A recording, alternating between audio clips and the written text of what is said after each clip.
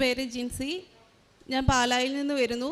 ഞാൻ ആദ്യമായിട്ട് കൃപാസനത്തിൽ വന്ന് ഉടമ്പടി എടുക്കുന്നത് 2019 ജനുവരി മാസം 10-ാം തീയതിയാണ്. ഞാൻ 6 നിയോഗങ്ങൾ വെച്ചു. അതിൽ 2 എണ്ണം എൻ്റെ കുടുംബത്തിന് വേണ്ടിയും 4 എണ്ണം എൻ്റെ സ്വന്തത്തിലുള്ളവർക്കും വേണ്ടിയിട്ടായിരുന്നു. ആദ്യത്തെ നിയോഗം എന്ന് പറയുന്നത് എൻ്റെ ഹസ്ബൻഡ് 2013 ജൂൺ മാസത്തിൽ ഇവിടുന്ന് ഇറ്റലിക്ക് പോയതായിരുന്നു. അപ്പം ഞങ്ങൾ 2 പേരും നഴ്സുമാരാണ്. ഞങ്ങൾ കുറച്ചധികം ജോലിക്ക് ശ്രമിച്ചു. ജോലിയൊന്നും ശരിയാകാതെ വന്ന സമയത്ത് ഒരു വിസിറ്റിംഗ് വിസയിലാണ് ഇവിടുന്ന് ഇറ്റലിക്ക് പോകുന്നത്. അപ്പോൾ അവിടെ ചെന്ന് ഡോക്യുമെൻറ്റ്സൊക്കെ റെഡിയാകാനായിട്ട് ഒരുപാട് താമസം ഉണ്ടായി. അപ്പം ഞാൻ ജനുവരി മാസം 10-ാം തീയതി ഉടമ്പടിയിൽ വെച്ചു. അപ്പം ജൂൺ മാസം 6-ാം തീയതി എൻ്റെ ജന്മദിനത്തിൻ്റെ അന്ന് എൻ്റെ ഹസ്ബൻഡിന് ഇറ്റലിയിൽ ഒരു അപ്പോയിൻമെൻ്റ് ഉണ്ടായിരുന്നു. അപ്പം ഞാൻ രാവിലെ വിശുദ്ധ കുർബാനയിൽ പങ്കെടുത്ത് ഞാൻ കണ്ണുനീരോടുകൂടി പ്രാർത്ഥിച്ചു. അപ്പോൾ അച്ഛൻ എപ്പോഴും പറയും, നിങ്ങളുടെ കണ്ണുനീരോടുകൂടിയുള്ള പ്രാർത്ഥനയ്ക്ക് ഒരുപാട് ശക്തിയുണ്ടെന്ന്. അപ്പം ഞാൻ പറഞ്ഞു, അമ്മേ, ഇതുവരെ ഞാൻ എൻ്റെ ഒരു ജന്മദിനത്തിന് അമ്മയോട് ഞാനൊരു സമ്മാനമായിട്ടോ ഒന്നും ഞാൻ ചോദിച്ചിട്ടില്ല. ഞാൻ ഈ ജന്മദിനത്തിന് ഞാൻ ചോദിക്കുകയാണ്, എൻ്റെ ഹസ്ബൻഡിൻ്റെ ഡോക്യുമെൻറ്റ്സുകൾ റെഡിയാക്കി തരണേന്ന് ഞാൻ പ്രാർത്ഥിച്ചു.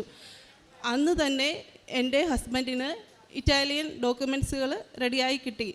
അതിന് പരിശോധനയ്ക്ക് 1000 നന്ദി പറയുന്നു. അതുപോലെ തന്നെ ഞാൻ പറഞ്ഞു, ഞാൻ നേഴ്സാണ്. ഞാൻ 2007 നേഴ്സിംഗ് പഠിച്ചത്. അതിന് മുന്നായിട്ട് ഞാൻ സ്പോർട്സിലൊക്കെ വളരെ ആക്റ്റീവായിരുന്നു. നാഷണൽ ലെവലിലൊക്കെ എനിക്ക് ഒത്തിരി പ്രൈസുകളൊക്കെ കിട്ടിയിട്ടുണ്ട്. അതിനുശേഷം ഞാൻ TTC പഠിച്ചു. അപ്പോൾ എൻ്റെ കൂടെ സ്പോർട്സിനുണ്ടായിരുന്ന എല്ലാ ഫ്രണ്ട്സും തന്നെ റെയിൽവേയിലൊക്കെ നല്ല ഉദ്യോഗസ്ഥരാണ്. TTC കഴിഞ്ഞ് എൻ്റെ ഫ്രണ്ട്സ് എല്ലാവരും ടീച്ചറായിട്ട് വർക്ക് ചെയ്യുന്നു. അപ്പോൾ എനിക്കൊരാഗ്രഹം തോന്നി, TC പഠിച്ചുകൊണ്ടിരിക്കുമ്പോൾ തന്നെ നേഴ്സിങ്ങിന് പോകണമെന്ന്. അങ്ങനെയാണ് ഞാൻ നേഴ്സിങ്ങിന് പോകുന്നത്. അപ്പോൾ നേഴ്സിംഗ് കഴിഞ്ഞ് ഞാൻ 2007 പാസ് ഔട്ടായി. ഞാൻ 2 പ്രാവശ്യം IELTS എഴുതി. ഞങ്ങൾ കാനഡയ്ക്കുള്ള മൈഗ്രേഷൻ 2013 സ്റ്റാർട്ട് ചെയ്തു. അപ്പോൾ അന്ന് തൊട്ട് ജോലിക്കുള്ള അന്വേഷണങ്ങളാണ്. അപ്പോൾ നമ്മൾ ഈ ഒരു പ്രോസസ്സിങ്ങിലാണ്. എല്ലാവരും ചോദിക്കും, ഇതുവരെ ജോലിയൊന്നും ആയില്ലേ. ചിലർ ചോദിക്കും, ടീച്ചറാണോ? എനിക്ക് ആരോടും ഒരു മറുപടി പറയാൻ പറ്റാത്ത ഒരവസ്ഥയിൽ ഞാൻ വളരെയധികം വിഷമിക്കുകയായിരുന്നു. അപ്പം ഞാനിങ്ങനെ മാതാവിനോട് നിരന്തരം പ്രാർത്ഥിച്ചുകൊണ്ടിരുന്നു. അതിനിടയ്ക്കാണ് എൻ്റെ കസിൻ പറഞ്ഞു, ഇങ്ങനെ ജർമ്മനിയിൽ ഒരുപാട് നഴ്സുമാർക്ക് ജോലി സാധ്യതയുണ്ടെന്നൊക്കെ പറഞ്ഞു. എന്തായാലും ജർമ്മൻ പഠിക്കാനായിട്ട് തീരുമാനിച്ചു. അങ്ങനെ ഞാൻ ജർമ്മൻ B1 വരെ പഠിച്ചു. B2 പഠിച്ചുകൊണ്ടിരുന്നിട്ട് അത് ക്ലിയർ ചെയ്യാനായിട്ട് എനിക്ക് സാധിക്കാതെ വന്നു. അപ്പം ഞാനിങ്ങനെ ഇവിടെ ഉടമ്പടിയിൽ എൻ്റെ ഒരു നിയോഗമായിരുന്നു, എൻ്റെ ജോലി ഒന്ന് റെഡിയാകുക എന്നുള്ളത്. അപ്പം ഞാനിങ്ങനെ ഒരു ദിവസം ഫോണിൽ നോക്കി, ഇങ്ങനെ ചുമ്മാ ഫേസ്ബുക്ക് നോക്കിയിരിക്കുന്ന സമയത്ത് ഞാനിങ്ങനെ ഒരു പരസ്യം കാണുവാണ്, ജർമ്മനിയിൽ നഴ്സുമാരെ ആവശ്യമുണ്ടെന്ന് ജർമ്മനിയിലുള്ള ഒരു ഏജൻസി തന്നെ പറയുവാണ്. അപ്പം ഞാൻ പറഞ്ഞു, എനിക്ക് താല്പര്യമുണ്ടെന്ന് ഞാൻ അവർക്ക് മെസ്സേജ് അയച്ചു. അന്ന് തന്നെ അവർ ഇൻ്റർവ്യൂ നടത്തി. അവർ വളരെ സംതൃപ്തിയായിരുന്നു. അപ്പോൾ ജർമ്മൻ ഭാഷ സംസാരിക്കാൻ എനിക്ക് നന്നായിട്ട് സാധിക്കുന്നുണ്ട്. ഞാൻ B2 പാസ്സായില്ലെങ്കിലും നന്നായിട്ട് ജർമ്മൻ സംസാരിക്കാൻ ഒരു കഴിവ് ദൈവം എനിക്ക് തന്നിരുന്നു.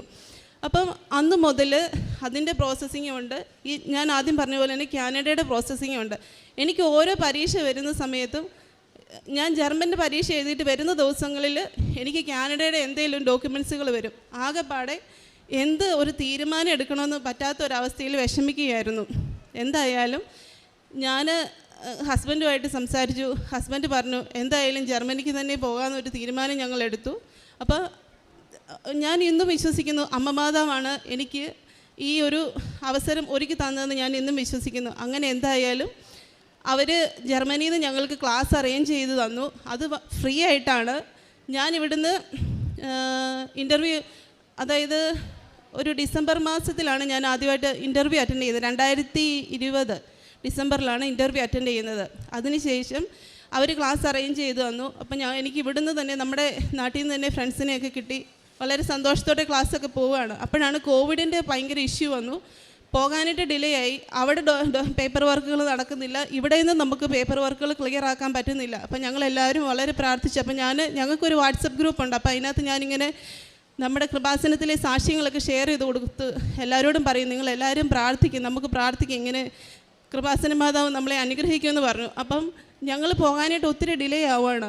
ആ സമയത്ത് നമ്മൾ ജർമ്മനി ജോലി ചെയ്യുന്നില്ലെങ്കിൽ തന്നെ മാസം ഒരു ചെറിയ തുക അവർ നമുക്ക് ഇങ്ങോട്ട് നമ്മുടെ അക്കൗണ്ടിലേക്ക് അയച്ചു തന്നുകൊണ്ട് ഞങ്ങൾ 2022 ജനുവരി മാസം 19-ാം തീയതി ഞങ്ങൾ 6 മക്കൾ ഇവിടുന്ന് ജർമ്മനിക്ക് പോയി എന്ന് പറഞ്ഞാൽ ഫ്ലൈറ്റ് ടിക്കറ്റ് സഹിതം അവരാണ് നമുക്ക് റെഡിയാക്കി തന്നത്, ജോലിയും എല്ലാം റെഡിയാക്കി തന്നു. അപ്പം അച്ഛൻ പറഞ്ഞ പോലെ കണ്ണുനീരോടെയുള്ള പ്രാർത്ഥനയുടെ ഒരു അനുഗ്രഹമായിരുന്നു അത്. അവിടെ ചെന്ന് കഴിഞ്ഞിട്ട് 19-ാം തീയതി പോയി, 20-ാം തീയതി അവിടെ എത്തി. 21-ാം തീയതി മുതൽ ജോലിയിൽ കയറാനുള്ള ഒരു വലിയ കൃപ നൽകി അനുഗ്രഹിച്ചു. ജോലി സ്ഥലത്താണേലും നന്നായിട്ട് ഭാഷ സംസാരിക്കുന്നതുകൊണ്ട് അവർക്ക് ഭയങ്കര താല്പര്യമുണ്ട് നമ്മളോട്. വളരെ നന്നായിട്ട് ജോലി ചെയ്യാൻ പറ്റി. അങ്ങനെ ഇരിക്കെ എനിക്ക് ജൂലൈ 7-ാം തീയതി വരെയാണ്, അതായത് 2022 ജൂലൈ 7 വരെ എനിക്ക് വിസ ഉണ്ടായിരുന്നുള്ളൂ. മാർച്ച് മാസത്തിൽ എനിക്ക് വിസ പുതുക്കാനായിട്ടുള്ള അപ്പോയിൻമെൻറ്റ് കിട്ടി. അപ്പം ഞങ്ങളിൽ 3 പേർക്ക് 7 മാസത്തെ വിസയും 2 പേർക്ക് 1 വർഷത്തെ വിസയാണ്. അപ്പോൾ എൻ്റെ 2 ഫ്രണ്ട്സ് വിസ പുതുക്കാൻ പോയി. ആ സമയത്ത് എനിക്ക് കോവിഡ് കാരണം എനിക്ക് പോകാനായിട്ട് പറ്റിയില്ല. അപ്പം മെയ് മാസം 2-ാം തീയതി വീണ്ടും ഞാനൊരു അപ്പോയിൻമെൻ്റ് എടുത്തു. അന്ന് പോയി വിസ പുതുക്കാനായിട്ട് കൊടുത്തു. അപ്പം ആ വിസ പുതുക്കാനായിട്ട് കൊടുത്ത് എനിക്ക് മറുപടി ഒന്നും വരുന്നില്ല. അപ്പോൾ ജൂലൈ മാസം 21, അതായത് ഞങ്ങൾക്ക് ജർമ്മനിയിൽ നമ്മളിപ്പോൾ ചെന്ന് കഴിഞ്ഞാലും അവിടെ നേഴ്സിങ്ങിൻ്റെ ഒരു എക്സാം നമ്മൾ പാസ്സാവണം. അതായത് നമ്മളിവിടെ ഇംഗ്ലീഷിൽ പഠിച്ചത് മുഴുവൻ നമ്മൾ ജർമ്മൻ ഭാഷയിൽ പഠിച്ച് നമ്മൾ അവിടെ ഒരു എക്സാം എഴുതണം. ആകെ നമുക്ക് 2 ചാൻസേ കിട്ടത്തുള്ളൂ. ആ 2 ചാൻസിൽ പാസ്സായില്ലെങ്കിൽ ഒന്നുകിൽ നമ്മൾ നാട്ടിലേക്ക് തിരിച്ചു പോരുക, അല്ലെങ്കിൽ അവിടെ നമ്മൾ നേഴ്സിംഗ് ഒന്നുകൂടി പഠിക്കുക എന്നാണ്. അപ്പം ഞാൻ 2007 ഞാൻ പഠിച്ച് പാസ് ഔട്ട് ആയത്. അപ്പോൾ ഞാൻ എപ്പോഴും മാതാവിനോട് പ്രാർത്ഥിക്കും. ഞാൻ ഇവിടുന്ന് പോകുന്ന സമയത്ത് എൻ്റെ ഒരു ഫ്രണ്ട്, ഒരു ആൻറ്റിയുടെ കയ്യിൽ, എനിക്ക് കോവിഡ് കാരണം കൃപാസനത്തിൽ വരാൻ പറ്റിയില്ല. അതുവരെ ഞാൻ എല്ലാ മാസവും മുടങ്ങാതെ വരുന്നതായിരുന്നു. അപ്പോൾ ആൻറ്റിയുടെ കയ്യിൽ നിന്ന് ഞാൻ മാതാവിൻ്റെ ഒരു രൂപം വാങ്ങിക്കൊണ്ട് പോയി. അപ്പോൾ അതുമായിട്ടാണ് ഞാൻ പോയത്. അപ്പോൾ എൻ്റെ റൂമിൽ ഞാനതിങ്ങനെ അലങ്കരിച്ച് വെച്ചിട്ടുണ്ട്. അപ്പം ഞാൻ മാതാവിനോട് പറഞ്ഞു, അമ്മേ, എൻ്റെ വിസ പുതുക്കി കിട്ടുന്നില്ല, ഞാൻ നിന്നെയും കൊണ്ടാണ് ഇവിടെ വന്നിരിക്കുന്നത്, നമ്മൾ 2 കൂടി ഇവിടുന്ന് നാണം കെട്ട് തിരിച്ചു പോകാൻ നീ അനുവദിക്കരുതെന്ന് ഞാൻ പ്രാർത്ഥിച്ചു. അപ്പോൾ യൂട്യൂബിൽ നമ്മുടെ ബഹുമാനപ്പെട്ട ജോസഫ് അച്ഛൻ്റെ 2 ടോക്കുണ്ട്. നിൻ്റെ നിർണായക തീയതികളെ ദൈവം അനുഗ്രഹിക്കും, അതുപോലെ തന്നെ ഏത് പ്രതിസന്ധികളിൽ ഇരിക്കുന്നവർക്കും പ്രാർത്ഥിക്കാം എന്ന് പറയുന്ന 2 ടോക്കുണ്ട്. അപ്പം ഞാൻ ദിവസവും 2-3 പ്രാവശ്യം ഈ യൂട്യൂബിൽ 14 മിനിറ്റും 10 മിനിറ്റാന്ന് തോന്നുന്നു ആ പ്രാർത്ഥന എടുത്ത് ഞാൻ കണ്ണുനീരോടുകൂടി പ്രാർത്ഥിക്കും, ദൈവമേ വിസ പുതുക്കി കിട്ടണേ. അതായത് ജൂലൈ മാസം 21 ഞങ്ങളുടെ കോഴ്സ് തീരേണ്ടതാണ്. അപ്പം അതിന് മുന്നായിട്ട് ഞാൻ ഈ പരീക്ഷ പാസ്സായില്ല എന്നുണ്ടെങ്കിൽ എനിക്ക് ജോലി ചെയ്യാൻ പറ്റത്തില്ല, എനിക്ക് വിസ പുതുക്കി കിട്ടുന്നില്ലല്ലോ. അപ്പം ഞാൻ ഇങ്ങനെ പ്രാർത്ഥിച്ചുകൊണ്ടിരുന്നു, അമ്മേ നാണം കെടാനായിട്ട് അനുവദിക്കരുത്. അപ്പം ഞാൻ എൻ്റെ ഹസ്ബൻഡിനോടും എൻ്റെ ചേച്ചിയോടും മാത്രം പറഞ്ഞു, എൻ്റെ ജോലി നഷ്ടപ്പെടുന്ന ഒരവസ്ഥയാണ്, ഞാൻ തിരിച്ചു വരുമോ എന്നറിയില്ല. അപ്പം എൻ്റെ ഹസ്ബൻഡ് പറഞ്ഞു, നീ ആരോടും പറയണ്ട, നീ വിഷമിക്കണ്ട, നമുക്ക് പ്രാർത്ഥിക്കാം, ഇനി എന്തെങ്കിലും കാരണത്താൽ എന്തെങ്കിലും ഒരു വിഷയമായെങ്കിൽ നീ എൻ്റെ കൂടെ ഇറ്റലിക്ക് പോന്നാൽ മതി. അപ്പം എൻ്റെ ഹസ്ബൻഡ് ഇറ്റലിയിലാണ് ജോലി ചെയ്യുന്നത്. അപ്പം ഞാൻ പറഞ്ഞിട്ട് പോരുവാ എന്ന് പറഞ്ഞാൽ മതി എന്ന് പറഞ്ഞ് എന്നെ എപ്പോഴും ആശ്വസിപ്പിച്ചു. ഞാൻ പറഞ്ഞു, അമ്മേ ഞാൻ ഒരുപാട് ആഗ്രഹിച്ച്, ഞാൻ ഒരുപാട് കഷ്ടപ്പെട്ടു. അപ്പോൾ ജർമ്മൻ ഭാഷ പഠിക്കുന്ന മക്കൾക്കറിയാം, ആ ഭാഷ പഠിച്ചെടുക്കണമെങ്കിൽ നമുക്ക് ഒരുപാട് കഷ്ടപ്പാടുണ്ടെന്നുള്ളത്. അപ്പോൾ ഞാനിങ്ങനെ പ്രാർത്ഥിച്ചു, എന്തായാലും അമ്മ അവിടെ അത്ഭുതം പ്രവർത്തിച്ചു, എന്നെ നാണം കെടുത്താൻ അമ്മ അനുവദിച്ചില്ല. ഞങ്ങളുടെ സ്കൂള്, ഞങ്ങൾ പഠിക്കുന്ന ഇൻസ്റ്റിറ്റ്യൂട്ട് കൊറോണ കാരണം അമ്മ അത് ക്ലോസ് ചെയ്യിപ്പിച്ച് ഞങ്ങളുടെ കോഴ്സിൻ്റെ കാലാവധി നീട്ടി. അതായത് സെപ്റ്റംബർ മാസം വരെ ആ കോഴ്സിൻ്റെ കാലാവധി നീട്ടി. അതുപോലെ ഓഗസ്റ്റ് 11-ാം തീയതി എക്സാം നടന്നു. അതായത് പ്രാക്ടിക്കൽ എക്സാമും ഉണ്ട്, സ്പീക്കിങ്ങിൻ്റെ എക്സാമും ഉണ്ട്. അമ്മ അവിടെ എന്നെ നാണം കെടാനായിട്ട് അനുവദിച്ചില്ല. അമ്മ എൻ്റെ കൂടെ വന്ന് എന്നെ സഹായിച്ചു. ആദ്യ ചാൻസിൽ തന്നെ എനിക്ക് നല്ല രീതിയിൽ പരീക്ഷ അറ്റൻഡ് ചെയ്യാനായിട്ടും പാസ്സാകാനുള്ള കൃപ നൽകി അമ്മ അനുഗ്രഹിച്ചു. പരിശുദ്ധ അമ്മയ്ക്കും ഈശോയ്ക്കും ഒരുപാട് നന്ദി. അതുപോലെ തന്നെ 14 വർഷമായി ഞങ്ങളുടെ വിവാഹം കഴിഞ്ഞിട്ട്. അപ്പോൾ എൻ്റെ ഹസ്ബൻഡ് ഞങ്ങളുടെ കുടുംബത്തിലെ മൂത്ത ആളാണ്. അപ്പോൾ അന്ന് മുതൽ ഞങ്ങൾക്കൊരു ഭവനം വേണമെന്ന് ഞാൻ ഒരുപാട് ആഗ്രഹിച്ചു. അപ്പം 2020 ജനുവരി മാസത്തിൽ ഞാൻ 3ാമത് ഉടമ്പടി പുതുക്കാൻ വന്ന സമയത്ത് ഞാൻ ഒരു നിയോഗമായിട്ട് വെച്ചു, എനിക്ക് വീട് പണിയാനായിട്ട് സ്ഥലം വേണം. അപ്പോൾ അച്ഛൻ എപ്പോഴും അച്ഛൻ എപ്പോഴും പറയുന്നുണ്ട്, നിങ്ങൾ മാതാവിനോട് ചോദിക്കുമ്പം കൂടുതൽ ചോദിച്ചോളാൻ പറഞ്ഞു. അപ്പോൾ എന്നോട് എല്ലാവരും പറയും, ഒരു 10 സെൻറ്റ് സ്ഥലം എല്ലാം മേടിച്ചിട്ട് വീട് പണിയാനുള്ളത് നോക്കിയാൽ പോരേന്ന് ചോദിച്ചു. ഞാൻ പറഞ്ഞു, എനിക്ക് അങ്ങനെ വേണ്ട, എനിക്ക് വീട് പണിയാണെങ്കിൽ എനിക്ക് കുറച്ച് കൂടുതൽ സ്ഥലം വേണം, എനിക്ക് കുറേ എല്ലാം നടാനൊക്കെ ഭയങ്കര ഇഷ്ടമാണ്. അപ്പം ഞാൻ പറഞ്ഞു, എനിക്ക് അങ്ങനെ കൂടുതൽ സ്ഥലം വേണം. അപ്പം ഞാൻ അമ്മയോട് പ്രാർത്ഥിച്ചു. അമ്മ അവിടെ എന്നെ കൈവിട്ടില്ല. ഞാൻ OLX കണ്ട് ഒരു ബ്രോക്കറുടെ സഹായം പോലും ഇല്ലാതെ ഒരു 35 സെൻറ്റ് സ്ഥലം വാങ്ങാനായിട്ടും, അതുപോലെ 2021 സെപ്റ്റംബർ 13 നമ്മൾ വീടിന് തറക്കല്ലിടുന്നത്.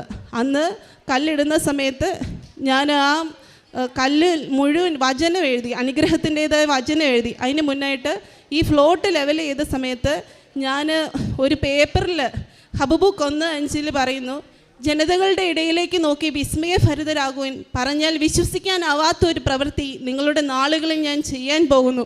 അപ്പം എൻ്റെ വീട്ടിൽ കുരിശുവരിക്ക് ശേഷം ഞങ്ങൾ ഒരുപാട് അനുഗ്രഹത്തിൻ്റെതായ വചനം 3 പ്രാവശ്യം ചൊല്ലി പ്രാർത്ഥിക്കും. അപ്പം ഞാൻ ഈ വചനം ഒരു പേപ്പറിൽ എഴുതി ഒരു പ്ലാസ്റ്റിക് കവറിലാക്കിയിട്ട് ഞാൻ ആ ലെവൽ ചെയ്ത് ഫ്ലോട്ടിൽ ഞാൻ കൊണ്ടുപോയി കുഴിച്ചിട്ടു. എന്നിട്ട് ഞാൻ നമ്മുടെ വീട് പണിയുന്നത് കിഴക്ക് സൈഡിലേക്കാണ് ദർശനം വരുന്നത്. അപ്പം ഞാൻ അങ്ങോട്ട് തിരിഞ്ഞു നിന്ന് പ്രാർത്ഥിച്ചു, അമ്മേ എന്താ ചെയ്യേണ്ടതെന്ന് അറിയത്തില്ല, ഞങ്ങളൊന്നും കരുതി വെച്ചിട്ടില്ല, നീ അത്ഭുതം പ്രവർത്തിക്കണം, നിൻ്റെ ശക്തി ഇവിടെ വെളിപ്പെടുത്തണം എന്ന് പ്രാർത്ഥിച്ചു. ദൈവത്തിൻ്റെ അത്ഭുതം എന്ന് പറയട്ടെ, അവിടെ ആദ്യം കിണർ കുത്തി 5 മിനിറ്റിനുള്ളിൽ ഹിറ്റാച്ചി വന്നാണ് കുത്തുന്നത്. 5 മിനിറ്റിനുള്ളിൽ ആ പറമ്പിൽ വെള്ളം കിട്ടി. അപ്പം ഞങ്ങൾ എന്നും പ്രാർത്ഥിക്കും, സങ്കീർത്തനം 78:15, അവിടുന്ന് മരുഭൂമിയിൽ പാറ പിളർന്നു, അവർക്ക് കുടിക്കാൻ ആഴത്തിൽ നിന്ന് സമൃദ്ധമായ ജലം നൽകി, പാറയിൽ നിന്ന് അവിടുന്ന് നീർച്ചാലൊഴുക്കി, ജലം നദി പോലെ ഒഴുകി. ഈ ഹിറ്റാച്ചി വന്ന് കിണർ കുത്തുന്ന സമയത്ത് ഞാൻ ആ സൈഡിൽ നിന്ന് ഇങ്ങനെ ഈ വചനം നിർത്താതെ ഞാൻ ഉരുവിട്ട് പ്രാർത്ഥിച്ചുകൊണ്ടിരുന്നു. അത്ഭുതം എന്ന് പറയട്ടെ. ഇത് കണ്ടവർ പലരും പറഞ്ഞു അത് മഴവെള്ളം ഉറവയായിട്ട്, മഴവെള്ളം ഒരു സൈഡിലേക്ക് ഒഴുകി വന്നതാണ്, ഉറവയല്ല എന്ന് പറഞ്ഞു. അമ്മയുടെ അത്ഭുതം എന്ന് പറയട്ടെ, ആ കിണറിൽ നമ്മൾ ആദ്യം കണ്ട ലെവലിൽ തന്നെ ഇന്നും വെള്ളം താഴാതെ തന്നെ നിൽക്കുന്നു. അവിടെ വെള്ളമില്ലാത്തൊരു ഏരിയയാണ്. 8.5 കോല് പാറയാണ് നമ്മൾ കുഴിച്ചിരിക്കുന്നത്, വെള്ളം അതേപടി നിൽക്കുന്നു. പരിശുദ്ധ അമ്മയുടെ മറ്റൊരു അത്ഭുതം. അതുപോലെ ഞാനിവിടുന്ന് പോകുന്നതിന് മുന്നായിട്ട് ജനുവരി 5 നമ്മുടെ വീടിൻ്റെ കട്ടളവയ്പ്പ് നടക്കുന്നത്. ജനുവരി 19 ഞാനിവിടുന്ന് പോയി. ഞങ്ങൾ വീട് പണിക്കായിട്ട് ഒന്നും കരുതി വെച്ചിട്ടില്ലായിരുന്നു. പക്ഷേ ഒരു ദിവസം പോലും ആ ഭവനത്തിൻ്റെ പണിക്ക് പൈസയ്ക്ക് സാമ്പത്തികമായിട്ടൊരു ബുദ്ധിമുട്ടുണ്ടായി. അത് നിൽക്കാനായിട്ട് അനുവദിച്ചില്ല. അപ്പം ഞാൻ അവിടെ ചെന്ന് 3 മാസമായപ്പോൾ തന്നെ ഞാൻ എൻ്റെ മേലുദ്യോഗസ്ഥയോട് പറഞ്ഞു, എനിക്ക് സെപ്റ്റംബറിൽ വെക്കേഷന് നാട്ടിൽ പോകണം എന്ന് പറഞ്ഞ് ഞാൻ സെപ്റ്റംബർ 5 തൊട്ട് ഞാൻ ലീവ് ചോദിച്ചു. അന്ന് തൊട്ട് ഞാൻ അമ്മയോട് പ്രാർത്ഥിക്കും, അമ്മയുടെ ജന്മദിനത്തിൻ്റെ അന്ന് വീടിൻ്റെ വെഞ്ചിരിപ്പ് വയ്ക്കാനായിട്ടുള്ള കൃപ തരണേ എന്ന് പ്രാർത്ഥിക്കും. അതുപോലെ എപ്പോഴും ഞാൻ ജർമ്മനിയിലാണെങ്കിൽ ക്ലാസ്സിൽ പോകുന്ന സമയത്തും ജോലിക്ക് പോകുന്ന സമയത്തും എപ്പോഴും ജപമാല എൻ്റെ കയ്യിലുണ്ട്. ഞാൻ എപ്പോഴും കൊന്ത ചെല്ലും. ജോലിക്ക് പോകുന്ന സമയത്ത് അവിടെയും ഞാൻ പ്രാർത്ഥിക്കും. അപ്പോൾ അച്ഛൻ എപ്പോഴും പറയും ആതുര ശുശ്രൂഷ ചെയ്യുന്നത് വളരെ അനുഗ്രഹമാണെന്ന്. അപ്പം ഞാൻ എൻ്റെ ജോലി സ്ഥലത്തും ഞാൻ ഇതുപോലെ പ്രാർത്ഥിക്കും. എല്ലാ തരത്തിലും അമ്മയുടെ ഒരു അനുഗ്രഹം എന്ന് പറയട്ടെ. ഇങ്ങോട്ട് നാട്ടിലേക്ക് പോരാനായിട്ട് എനിക്ക് വിസയ്ക്ക് വീണ്ടും പ്രശ്നമുണ്ടായി. എനിക്ക് ഡോക്യുമെൻറ്റ്സുകൾ വിസ പുതുക്കാനായിട്ട് കൊടുത്തിരിക്കുക. അതായത് നമുക്കിനി 4 വർഷത്തെ വിസയാണ് ഈ എക്സാം കഴിഞ്ഞ് കഴിഞ്ഞാൽ കിട്ടേണ്ടത്. അപ്പോൾ എനിക്ക് വരാനായിട്ട് പറ്റുന്നില്ല. ഞാൻ അവർക്ക് എൻ്റെ ഉദ്യോഗസ്ഥർക്ക് മെയിൽ അയച്ചു, എനിക്ക് എമർജൻസി ആയിട്ട് നാട്ടിൽ പോകണം. എന്നിട്ട് ഞാൻ അമ്മയോട് പ്രാർത്ഥിച്ചു, അമ്മേ നിൻ്റെ ജന്മദിനത്തിൻ്റെ അന്നാണ് ഞാൻ നമ്മുടെ വീടിൻ്റെ വെഞ്ചിരിപ്പ് വയ്ക്കാനായിട്ടിരിക്കുന്നത്, നാടങ്ങാടാനായിട്ട് അനുവദിക്കില്ല. ഞാൻ അതിന് മുന്നായിട്ട് 1 മാസം തന്നെ ഞാൻ അമ്മയിൽ വിശ്വസിച്ച് ഞാൻ എൻ്റെ ഫ്ലൈറ്റിൻ്റെ ടിക്കറ്റും എടുത്തു വെച്ചു. എൻ്റെ ലഗേജ് ഞാൻ 2 ആഴ്ച മുന്നേ ഞാൻ പാക്ക് ചെയ്ത് വെച്ചു. എനിക്ക് 100 മടങ്ങ് വിശ്വാസമായിരുന്നു എൻ്റെ അമ്മ എൻ്റെ കൂടെയുണ്ട്, എന്നെ സഹായിക്കുമെന്ന്. ദൈവാനുഗ്രഹത്താൽ ഈ മാസം 6 നാട്ടിലെത്താനായിട്ടും 8 വളരെ അനുഗ്രഹപ്രദമായ രീതിയിൽ പരിശുദ്ധ അമ്മയുടെ അനുഗ്രഹത്താൽ 2400 സ്ക്വയർ ഫീറ്റോളമുള്ള ഒറ്റ നിലയുള്ള അതിമനോഹരമായ ഒരു ഭവനം കയറി താമസിക്കാനും ഞങ്ങളെ അനുഗ്രഹിച്ചു. ഇത്രത്തോളം അനുഗ്രഹങ്ങൾ തന്ന് പരിശുദ്ധ അമ്മയ്ക്കും ഈശോയ്ക്കും 1000 നന്ദി.